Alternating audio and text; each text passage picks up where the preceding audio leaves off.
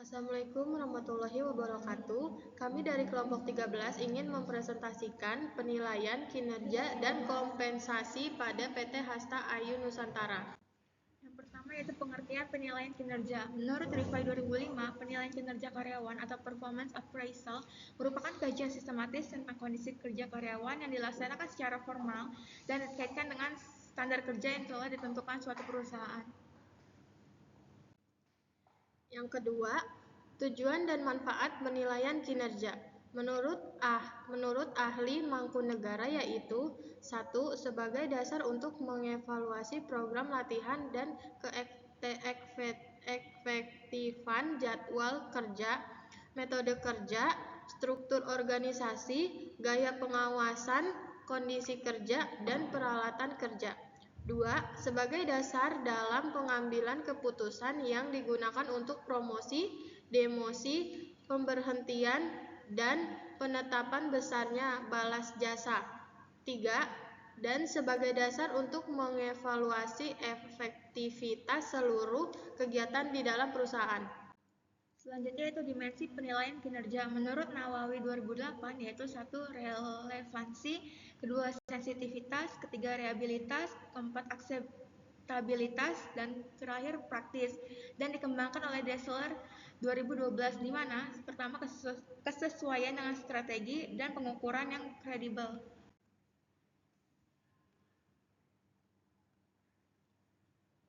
Tahapan cara mengukur kinerja karyawan. Umumnya ada 6 tahapan performance appraisal yang dilakukan oleh suatu perusahaan untuk menilai karyawannya yaitu 1.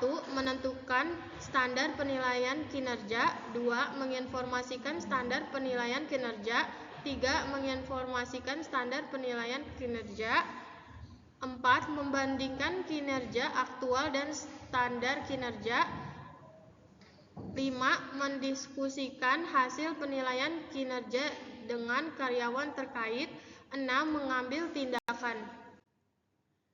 Selanjutnya yaitu pengertian kompensasi. Kompensasi adalah segala sesuatu yang diterima baik berupa fisik maupun non-fisik. Kompensasi juga berarti seluruh imbalan yang diterima oleh seorang pekerja atau karyawan atas jasa atau hasil dari pekerjaannya dalam sebuah perusahaan dalam bentuk uang atau barang baik secara langsung maupun tidak langsung. Selanjutnya, dampak positif kompensasi. Adanya kompensasi yang diberikan oleh perusahaan kepada para karyawan tentu menimbulkan dampak positif yang mampu memberikan keuntungan, baik untuk perusahaan maupun karyawan yaitu 1. Membuat karyawan terpacu untuk selalu berprestasi dan bekerja dengan giat. 2. Dapat menjadi daya tarik juga bagi para pencari kerja yang berkualitas. 3. Citra perusahaan tampak lebih baik dibanding kompetitor. 4. Perusahaan bisa mendapatkan pekerja berkualitas. 5. Memudahkan proses administrasi dan aspek hukum yang ada. Selanjutnya yaitu tujuan dan manfaat kompensasi. Berikut ini adalah tujuan dari kompensasi. Yang pertama yaitu mempertahankan karyawan berprestasi yang sudah ada. Kedua, mendapatkan karyawan yang berkualitas. Ketiga, menjamin adanya keadilan dalam perusahaan. Keempat, mengefisiensi biaya.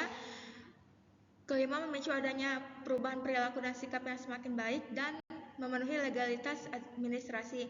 Dan manfaatnya adalah sebagai wujud penghargaan pengusaha kepada kinerja karyawan serta sebagai sarana penyemangat mereka dalam bekerja. Di samping itu, kompensasi adalah suatu nilai plus perusahaan. Selanjutnya, jenis-jenis kompensasi. Kompensasi langsung adalah segala macam imbalan yang berwujud uang seperti gaji, macam-macam tunjangan, THR, insentif, komisi, bonus, pembayaran prestasi, pembagian laba perusahaan, dan opsi saham. Kompensasi tidak langsung adalah jenis yang juga berwujud uang tetapi tidak secara langsung melainkan melalui pihak ketiga.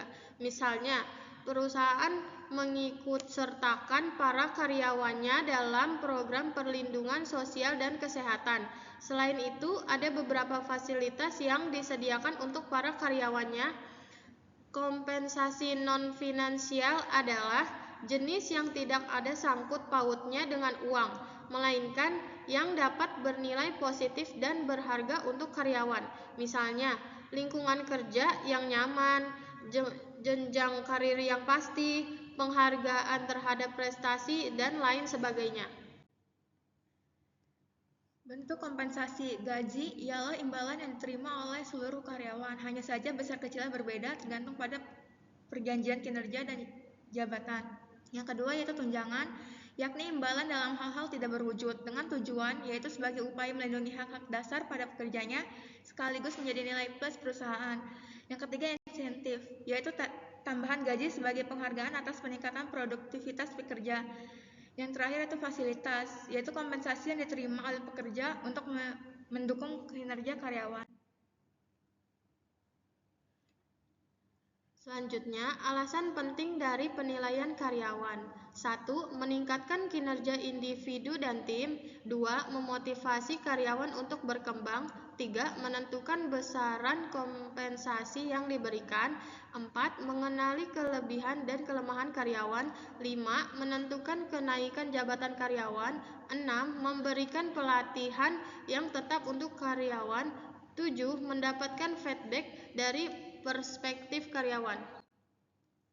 Selanjutnya itu proses dari penilaian kinerja karyawan. Yang pertama menetapkan kriteria dan standar penilaian kinerja. Kedua pengumpulan data dan informasi kinerja karyawan. Ketiga evaluasi dari data yang dikumpulkan mengenai penilaian kinerja karyawan. Keempat pemberian feedback kepada karyawan dan saran peningkatannya. Dan terakhir itu tindak lanjut dari saran yang diberikan kepada karyawan. Selanjutnya, menurut Matis dan selanjutnya, indikator dari penilaian kinerja. Menurut Matis dan Jackson 2010, penilaian kinerja dapat berguna bagi manajer sebagai alat untuk mengamati.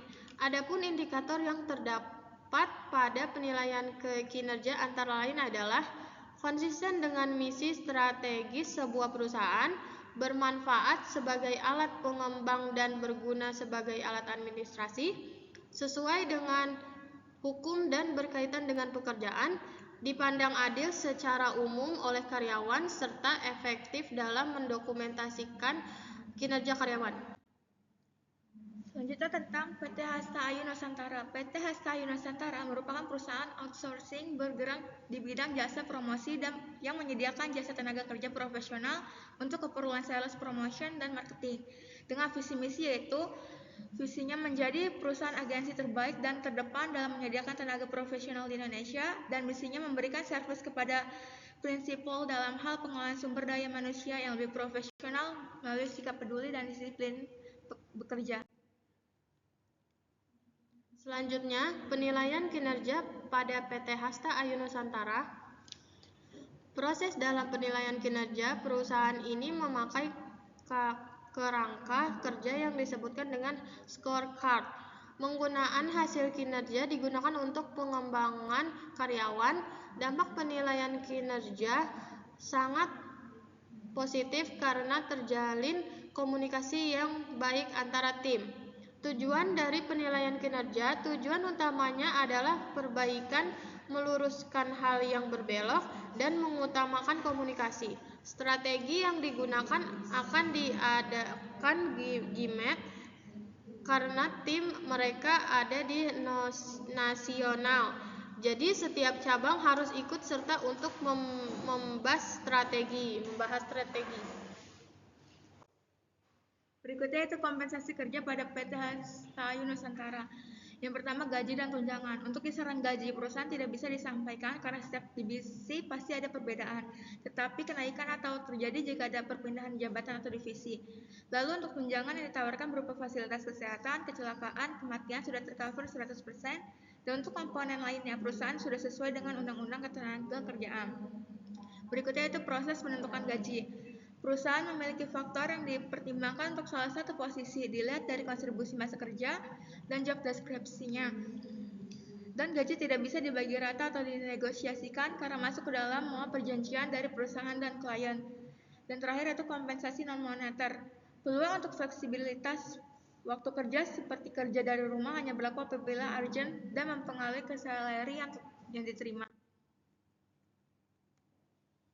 Selanjutnya, perilaku yang diterapkan dengan atasan. Apabila ada masalah, biasanya akan dibahas dan disampaikan, di mana mereka memiliki pihak kedua yang harus diberikan hal-hal terbaik.